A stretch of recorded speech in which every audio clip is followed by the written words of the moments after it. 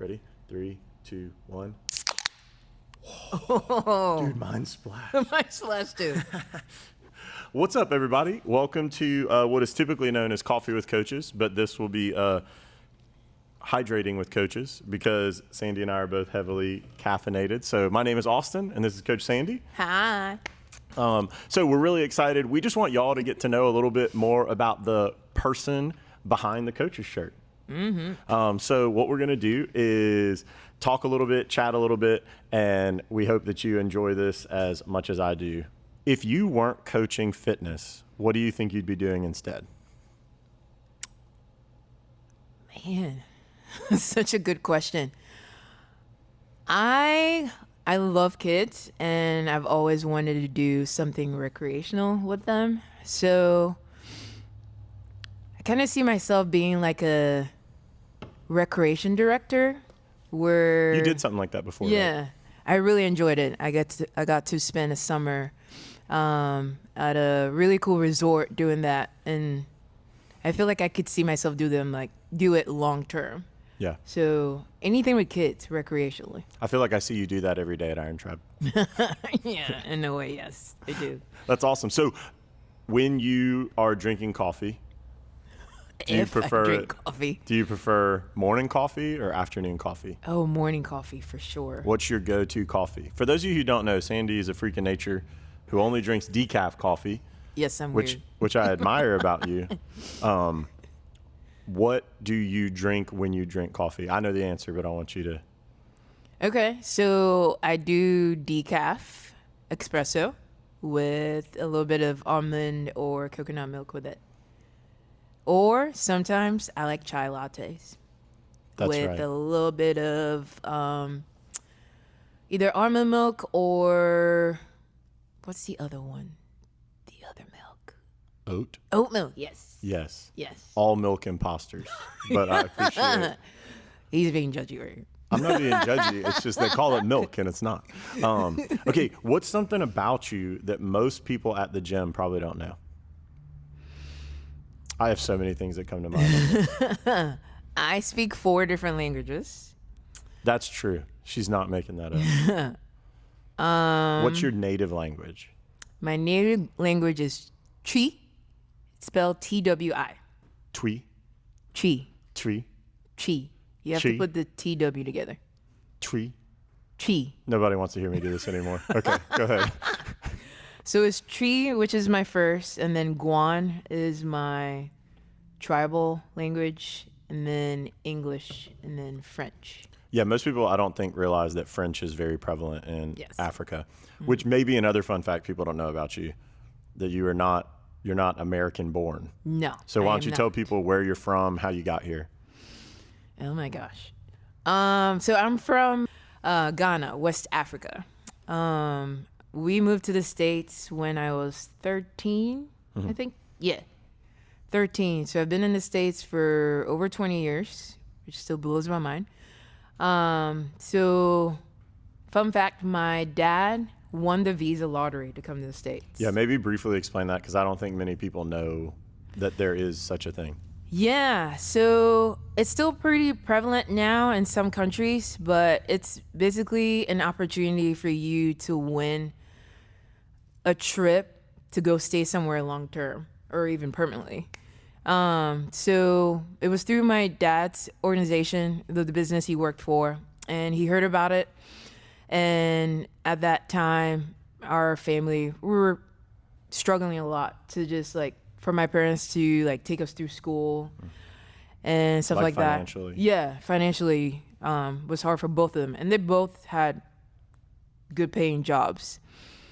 But my dad heard about it and asked us what we thought, and we were like, this would be an awesome opportunity, but it would be kind of like a one-on-one, 1 out of 50 chances of winning, because Oh, that's smaller than I thought. it's like when you hear about it, you kind of keep it to yourself. You don't tell a lot of people because you want to win. So my dad heard about it, talked to the family about it. My mom was like, yes, let's do this. And when you apply, they don't pick like a bunch of people; they just pick like a few.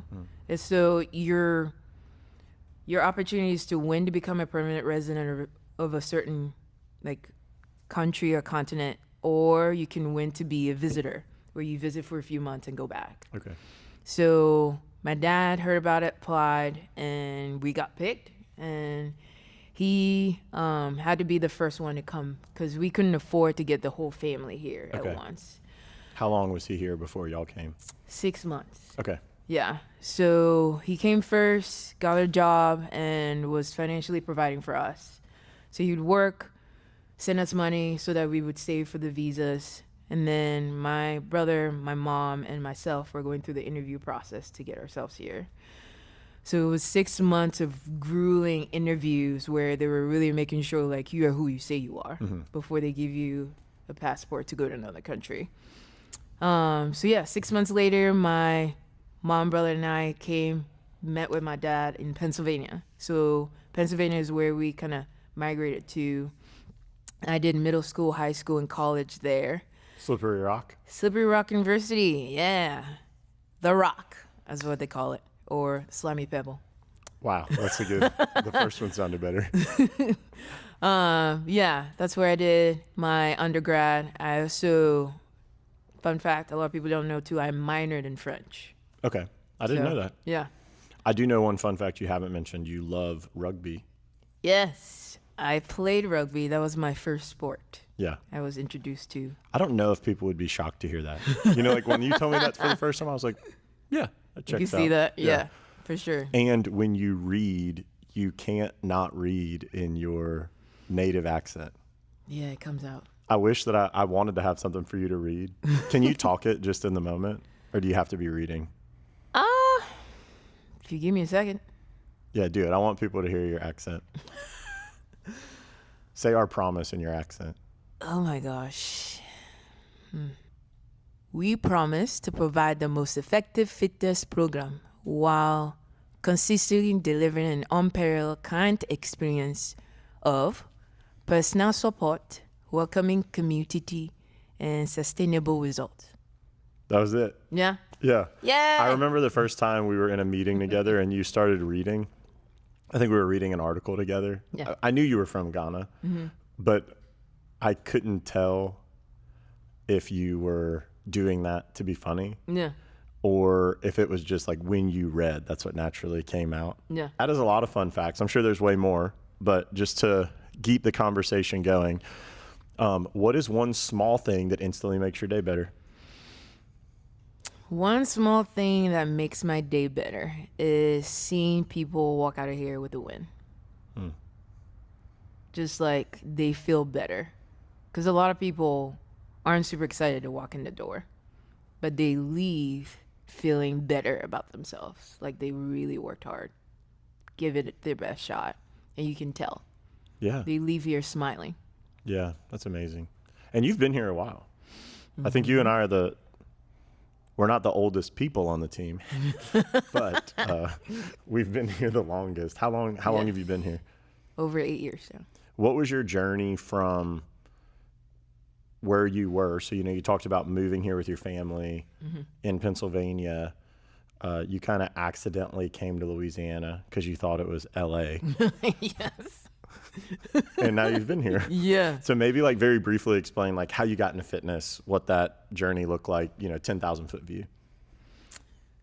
Yeah. So, like I said earlier, I love kids and I wanted to work with them. So after City Year, which is why I moved to Baton Rouge, I got a job as a PE teacher at a small private school called Gardier Community Christian School and loved it. Got to really help the kids just learn about health and fitness and their bodies. And it was a lot of fun.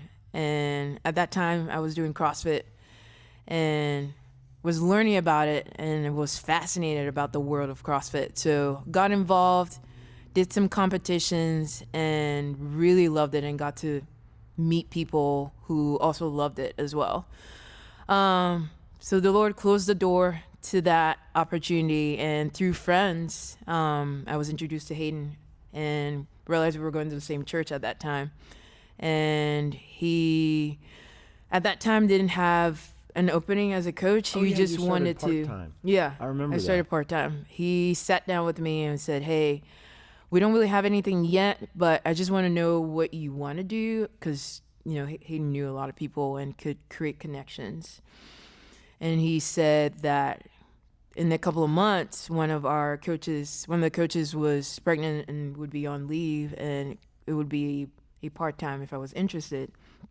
And I said yes. Yeah. At that time, I didn't have anything, so Thanks, Carrie. we love you. Yeah, that was my first intro, and I remember the first class when I came here. It was Coach Josh who was teaching, and there were just a few people, and I just loved it. Fell in love with it. I was like, this is not CrossFit at all. This is very different. This is very intentional.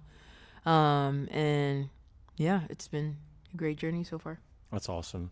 I remember the behind the scenes of it because Carrie and my wife are very close friends. Yeah. And I remember she's like, man, this girl started training with us, and she's from Africa, I think. And she was like, she's jacked and she's really fit.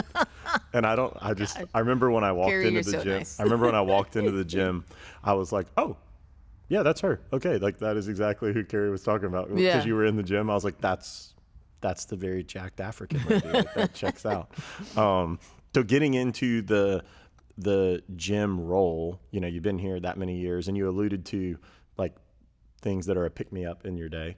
Yeah. What does a great day look like for you inside the gym, like start to finish?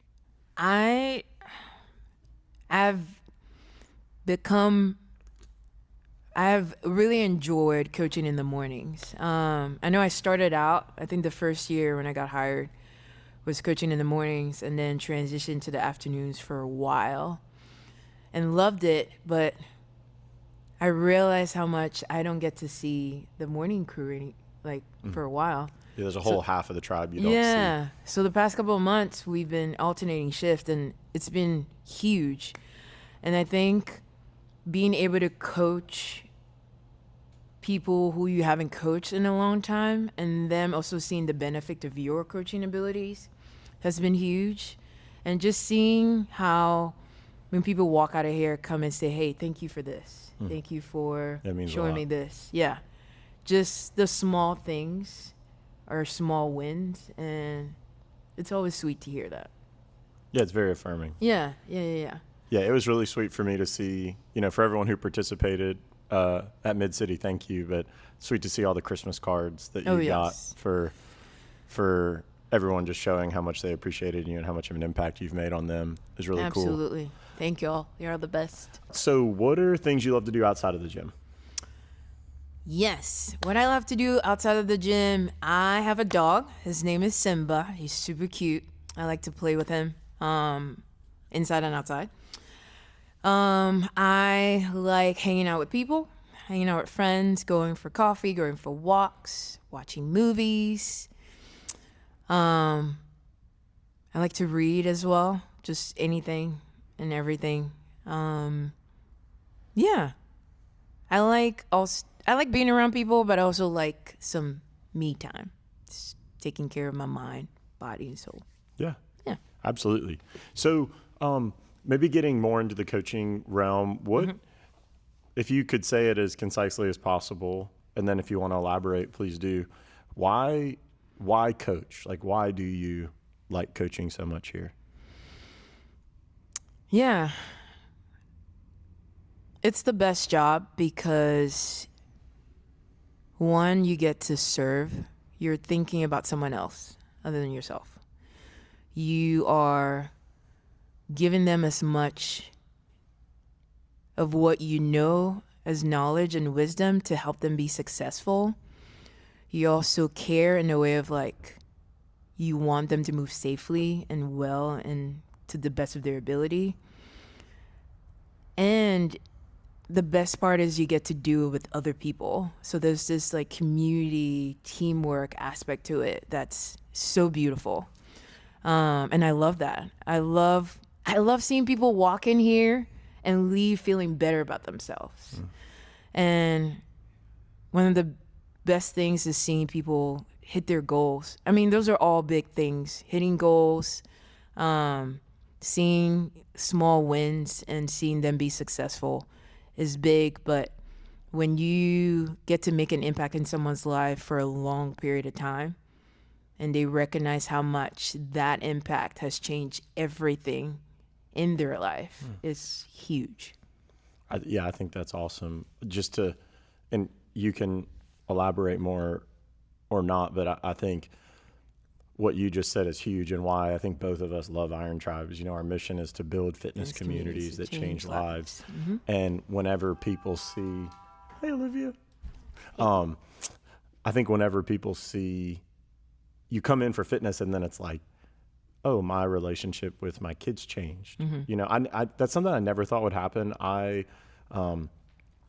You started here and I kind of got back into fitness around the same time. Mm-hmm. And I remember I just decided I'm going to exercise 3 times a week and I'm only going to eat whole foods. Mm-hmm. So I didn't put a restriction on how much I would eat, but just whole foods. And man, like, I was a better dad. Mm. And I don't think it sounds made up. Like, it sounds exaggerative, but to see how something so simple as changing nutrition and exercising 3 45-minute workouts a week. Yeah. My interactions with my wife were better. My kids were better. My friends were better. My relationship with God grew because I just felt better all the time. Yeah. And I don't think many people realize they don't realize how much better they could feel. Yeah. No, I agree. I mean, for me, one of the things I love too about fitness is my mood's better. I sleep better. Like, I feel like I can give people 100% instead of... Because you're showing up actually feeling good. Yeah. Yeah, I think that's awesome. Yeah. So finishing up, I know you have a meeting. Let me see what's one question we could bring home. So what is something that you'd want people to know or hear who are nervous to start fitness in general, but, especially Iron Tribe? That's a good question. I think the biggest thing that I want people to know is that, like, we really focus on the coaching aspect of that, in the sense of, like, we care about how you move, we care about how you do it well, and we want you to be successful. So it's not always about finishing the workout. Sometimes it's about coming in with the best attitude you have, doing the best you can, leaving and coming back. Because you had a win that day. It wasn't like, oh, I did 50 burpees or 25 pull-ups. It's you doing the best you can that day. And that small win is going to carry you through so much of life. And it compounds. Yeah, exactly. So, yeah, I think that's the biggest thing. And, like, another thing we want people to know is, like, you're doing with other people who are in different seasons of life, but are also there for you to cheer you on and encourage you to do the best you can that day. Yeah, I think that's great. Yeah. Well, Sandy, I know this won't be the last time. I'm excited that we're starting this back up, but I'm really glad that you took the time. I know you got a lot of meetings today and a lot of people to help. So if you found this video interesting, you can watch the full version on YouTube. You might have just been seeing a short, but Sandy, thanks for the time. Absolutely. And excited to Thank you. Do it again soon. Absolutely. Cool. Thank you. All right. Peace out, guys. Bye. We love you.